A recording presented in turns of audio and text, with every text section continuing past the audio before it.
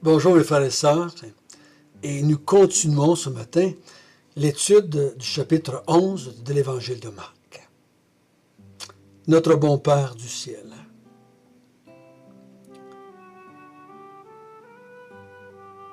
Nous nous courbons devant toi afin que tu nous instruises sur le royaume que tu as établi par ton Fils Jésus, par ce Fils de David qui a accompli les promesses que tu avais faites toi à David.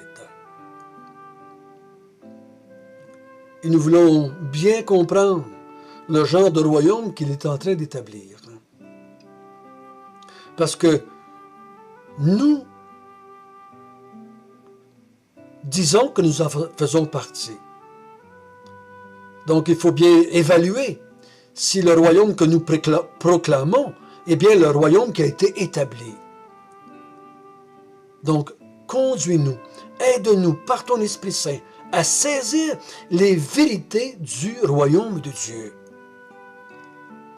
En regardant notre roi accomplissant ses premiers pas en tant que le roi qui a été couronné hier. Que ton esprit puisse nous conduire dans toute la vérité. Amen. Bien oui, on est dans la dernière semaine. Cette dernière semaine qui nous conduit à la mort de Jésus. Aujourd'hui, on est mardi, selon notre étude de l'Évangile de Marc.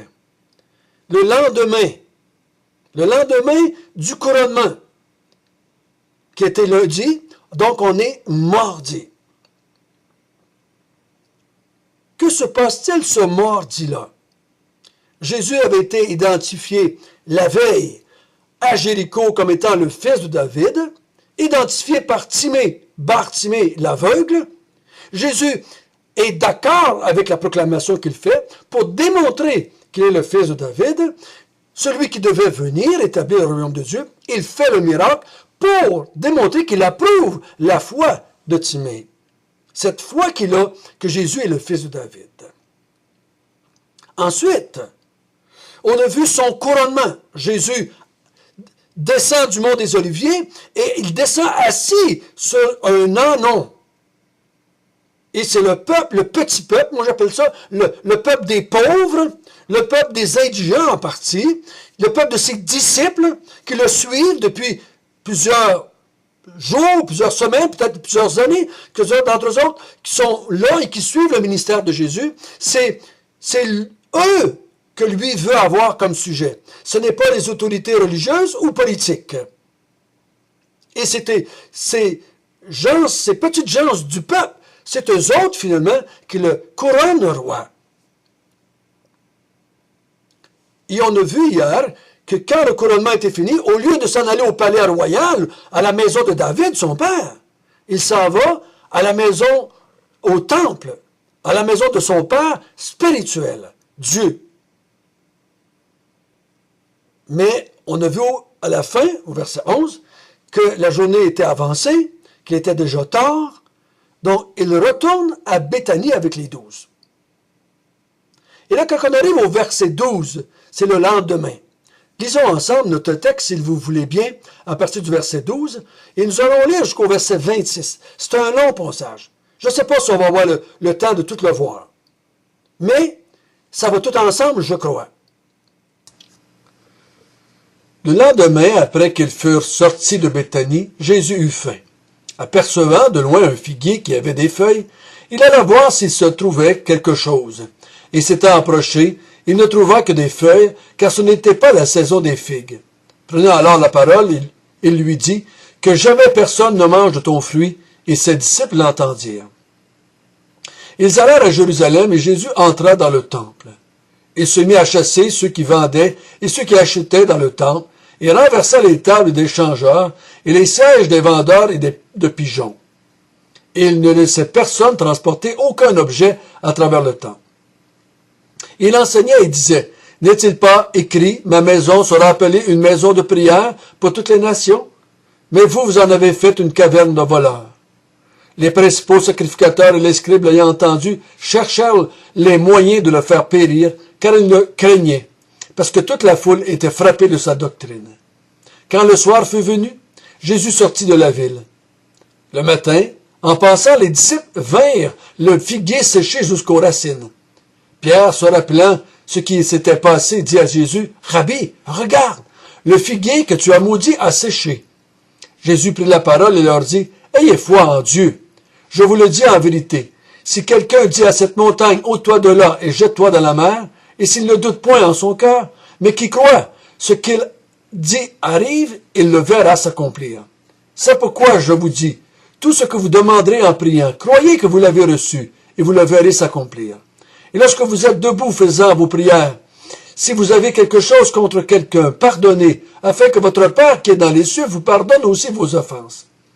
Mais si vous ne pardonnez pas, votre Père qui est dans les cieux ne vous pardonnera pas non plus vos offenses.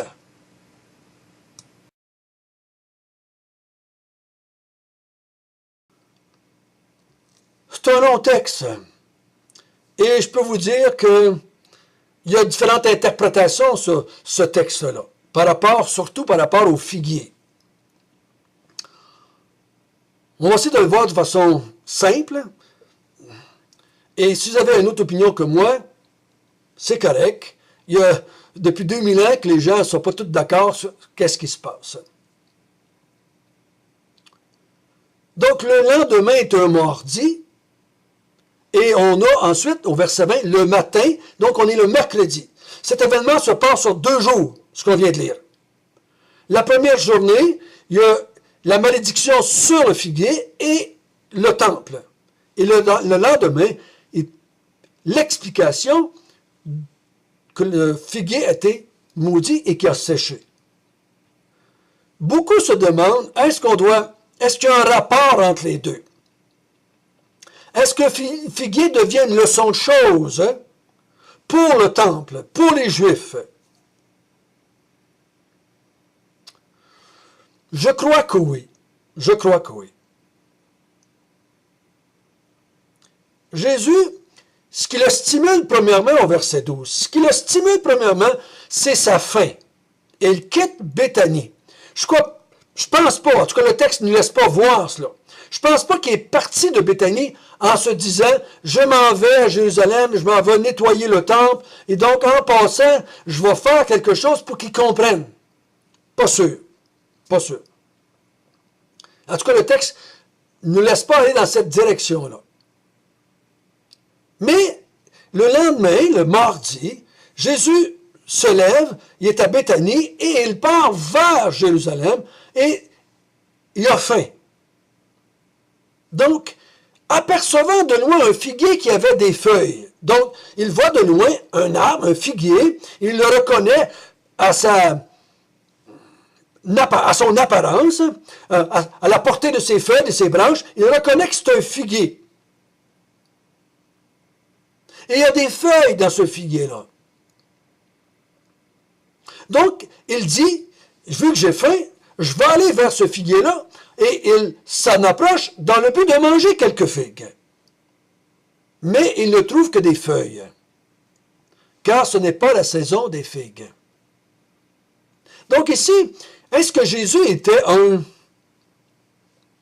ignorant de la culture juive? Est-ce qu'il était un ignorant du fait que quand est-ce que les figuiers portent leurs fruits? Si moi, je vois un pommier dans ma cour qui est en feuilles au mois de mai, je connais assez, si je peux dire, l'agriculture. Je connais assez cela pour savoir qu'il n'y a pas de pommes au mois de mai au Québec.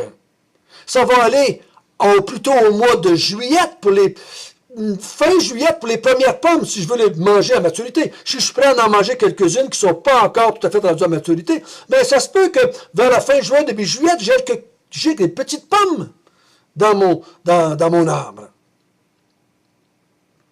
Il ne faudra pas penser que Jésus ici est ignorant du fait que ce n'était pas la saison des figues, donc je vais aller voir pareil en cas qu'il y en aurait. Il faut comprendre, à ce que j'ai lu là, il faut comprendre qu'un figuier, à ce que j'ai lu, un figuier porte les fruits avant les feuilles. Les fruits sortent sur l'arbre avant les feuilles. Donc, quand tu vois des feuilles sur un figuier, tu t'attends à ce qu'il y ait des figues. Ils ne sont peut-être pas rendus à toute maturité, mais tu t'attends à voir des figues plus que des feuilles. Donc, Jésus voit de loin un figuier en feuilles, donc présuppose qu'il y a des figues dedans. Et là, les commentateurs, je ne suis pas assez au courant de tout ce qui se passe en Israël. On lit, mais ce n'est pas tout clair. Il y en a qui disent qu'il y a différentes sortes de figuiers. Il y a des figuiers plus précoces que d'autres. Peut-être. Mais Jésus, moi, j'y donne le bénéfice du doute. Il connaît son environnement autant que nous, on connaît la nôtre. Et il sait que s'il voit un figuier en feuille, il est supposé avoir des figues dedans. Donc, il s'en approche, mais il trouve seulement que des feuilles. Et là, c'est ce qui nous trompe, c'est quand ce n'était pas la saison des figues. Et je crois que la meilleure interprétation, ce n'était pas la saison de cueillir les figues. Il s'attendait, à cause que des feuilles, et que ce n'était pas encore le temps de les ramasser, les figues, il s'attend à en trouver là. Il s'attend à trouver quelques figues dessus, vu que ce n'est pas encore la saison des figues, de ramasser les figues. C'est ce qui est la meilleure compréhension du texte. Et là, ça nous donne un sens plus normal il prend la parole et il maudit le figuier. Parce que c'est un figuier hypocrite. C'est un figuier qui laisse voir, mais qui n'est pas la réalité. Si ce n'était pas la saison des figues, on comprend mal pourquoi Jésus aurait maudit un arbre c'est normal qu'il n'y ait pas encore de figues parce que ce n'est pas encore la saison d'avoir des figues dans l'arbre. Mais si je comprends que le figuier qui est en feuille doit normalement avoir des figues dedans, vous vous souvenez de cette parabole que Jésus a contée ailleurs, qu'il vient chercher des figues à son arbre, et ça fait 2 ans que je viens ici, et il n'y a aucune figue. Coupe-le cet arbre-là, enlève-le de là. Vous vous souvenez, on a lu ça dans d'autres évangiles. Et le propriétaire, le gérant, on pourrait dire, de la vigne dit, ben, je vais creuser alentour, je vais mettre du fumier, et laisse-y encore 1 an. Et s'il ne porte pas de fruits, là, on le coupera. Donc Jésus ici, je crois qu'il fait un acte pour donner une leçon de choses à ses disciples. C'est un figuier hypocrite. Il laisse voir qu'il est en bonne santé, il laisse voir qu'il y a des fruits dedans, à cause des feuilles qui sont là, mais il ne porte pas de fruits. Moi j'appelle ça un figuier stérile, on pourrait dire. Ou incapable de produire des figues. Jésus dit cela, ses disciples l'entendent au verset 14. Et il continue et il arrive à Jérusalem. Et là, il rentre dans le temple, et selon ma compréhension, il voit un figuier hypocrite. Un peuple, des gens, une masse, une foule de personnes qui sont dans le temple, mais qui sont hypocrites, qui ne portent pas le fruit qu'ils devaient porter. Quand tu regardes le temple dans son fonctionnement, tu dis « Wow! C'est des gens religieux, c'est des gens spirituels, c'est des gens qui aiment Dieu, Jéhovah, le Dieu d'Israël. » Mais Jésus voit au-delà de cela. Et qu'est-ce qu'il fait? Et il chasse les vendeurs du temple. Il renverse les tables des changeurs de monnaie et les sièges des vendeurs de pigeons. Donc, il voit que dans la maison de Dieu, les gens qui sont là ne portent pas le fruit qui est supposé porter. au lieu de porter du fruit qui est l'adoration de Dieu, qui est la prière, qui est la louange, qui est... tout doit se tourner pour Dieu et d'être là pour Dieu, c'est devenu, comme lui-même va dire, une caverne de voleurs. C'est supposé d'être une maison de prière pour toutes les nations, mais c'est devenu une caverne de voleurs. Ça, c'est le premier. On va pas tout faire. On va revenir demain là-dessus. Donc, si on résume ça, Jésus maudit le figuier parce qu'il est hypocrite. Il ne porte pas de fruits quand il aurait dû en avoir. Il rentre dans un temple où est-ce qu'il devrait voir des gens qui prient Dieu, qui sont là pour la prière de Dieu, qui sont là pour s'approcher de Dieu, mais c'est devenu un commerce. C'est devenu même un commerce injuste, tricheur, c'est des voleurs. On vole les gens, on triche les gens, on scandalise les gens. Au lieu de se stimuler les uns les autres à une prière vers Dieu, c'est devenu un moyen de faire de l'argent. Donc, Jésus voit ce qui se passe dans le temple. Il est, si je peux dire en québécois, il est écœuré par cette situation-là. Et il chasse les vendeurs du temple, et il chasse ceux qui vendent, ceux qui échangent les argents, et il empêche tout le monde de transporter leur argent ou leur effet qu'ils vendent. Puis là, il dit, n'avez-vous pas écrit, n'avez-vous pas lu? Vous savez qu'est-ce qui est écrit? C'est une maison de prière pour toutes les nations. Ça va nous en dire beaucoup. On va revenir là-dessus demain. Que le roi voit la maison de prière, son palais, hier qu'on a vu, il est rentré dans son palais, pas dans le palais d'Hérode, dans son palais qui est la maison de Dieu. Et ce palais spirituel dont lui est le roi, c'est un palais pour les nations, pas seulement pour les Juifs. Donc le royaume, c'est un royaume pour les nations, le royaume spirituel que lui va établir, qui va devenir une maison de prière pour toutes les nations, et non pas seulement pour les Juifs. Vous vous souvenez? On a vu ensemble que Marc a comme but d'emmener ses lecteurs à croire que les Juifs n'ont rien de privilégié, rien de moins, mais rien de plus. Et que, du fait qu'ils sont non-juifs, ils ne perdent rien, ils ne sont pas en deuxième place, ils ont tous les privilèges des Juifs dans le nouveau royaume que Jésus a établi. Son premier geste, comme roi, après avoir été couronné, c'est de déclarer que le peuple d'Israël est un peuple qui s'est détourné de la vérité. Comme lui-même a dit ailleurs, ce peuple m'honore des lèvres, mais son cœur n'est pas là. Ce peuple porte beaucoup de feuilles, de belles grosses feuilles vertes, mais ils n'ont aucun fruit. Le fruit que moi, je veux avoir. Le fruit que moi, je veux produire dans le royaume que je vais établir. Donc, il démontre son insatisfaction du peuple d'Israël de la façon qu'il s'approche de Dieu ou qu'il pratique la foi juive. Nous allons voir ça plus long demain. Notre bon Père du ciel, plusieurs d'entre nous avons utilisé dans le passé la religion comme un moyen de combler nos besoins à nous.